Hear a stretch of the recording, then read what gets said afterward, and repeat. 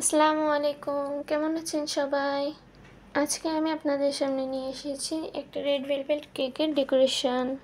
এই কেকটা 2 pound red velvet cream cheese ফ্রস্টিংয়ের কেক ছিল। এটা রেডি করার জন্য আমি প্রতিটা লেয়ারে ফার্স্টে সুগার সিরাপ দিয়ে তারপর ক্রিম চিজ দিয়ে ক্রাম কোট করে নিচ্ছিলাম। ক্রাম কোট করা হয়ে গেলে এটা আমি ফ্রিজে সেট হতে দেব আধা ঘন্টা থেকে 45 মিনিটের জন্য। আধা ঘন্টা পরেই ক্রাম কোট সেট হওয়ার পর আমি ফ্রিজ থেকে কেকটা বের করে ডাবল কোটিংয়ের জন্য ক্রিম লাগিয়ে নিচ্ছি। ক্রাম কোট করার পর ফ্রিজে সেট হতে না দিয়ে যদি ডাইরেক্ট কোট করা হয় তাহলে ক্রিমের মধ্যে কেকের গুঁড়া ভেসে ভেসে থাকে, যেটা দেখতে খুবই বাজে লাগে, যার কারণে ক্রাম কোটের পর ফ্রিজে সেট হতে দেওয়া খুবই জরুরি। আমি কেকে সুন্দর করে ফিনিশিং এনে নিয়েছি। এখন একটা গ্রাস নজেল বা ঘাস নজেল দিয়ে আমি কয়েকটা লাইন ড্র করে নিলাম যাতে চারি সাইডটা সুন্দর মতো উঁচু হয়ে থাকে।